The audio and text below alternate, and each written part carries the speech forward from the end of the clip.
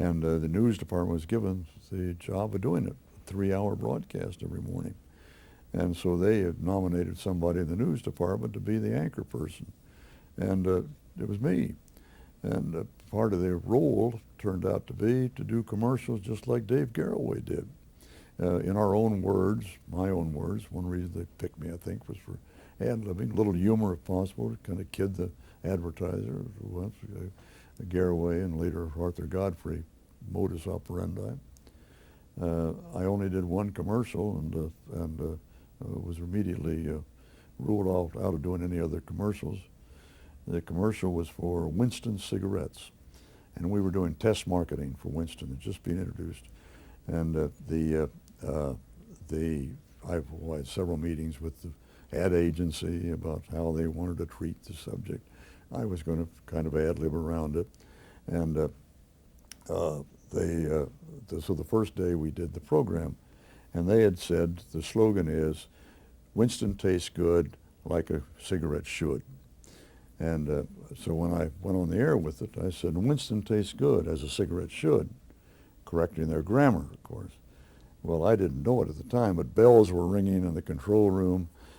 The ad agency was there, and they came pouring out of the control room and wanted to see me right away on the air and that kind of thing.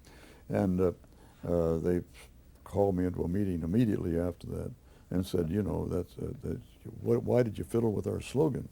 I said, "Well, it's ungrammatical." Okay. They looked at me like, "Who is this idiot who worries about grammar in a slogan, advertising slogan?" So I argued about it. I said, "Well, you know, I can't do an ungrammatical thing like that." "Well, you got to do it. You know, that's it." But later the meeting was going on, and then one of them said, "Do you smoke?" Because part of the thing was I was to light up a Winston. Can you imagine that today? I was to light up a Winston, and I lit up the Winston on that first day's show. Finally, and we're now haven't quite settled the slogan thing, but it's going their way, clearly, and I'm not very happy. When one of them said, "By the way, Mr. Cronkite, you do smoke, don't you?" And I said, "No, I don't, as a matter of fact." And they said, "Well, it looks like it. It looks like you don't smoke. Can you learn to inhale?"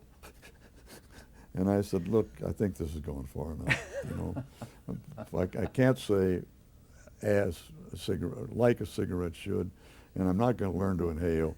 I smoke a pipe, and I don't inhale that. And I'm not going to inhale cigarette. So let's just call this thing off." CBS was up in the rafters, of course, about it at the time, but they didn't attempt to ask me to do another commercial. So I'm the one commercial man in the history of television. That's the only one you did. Yep.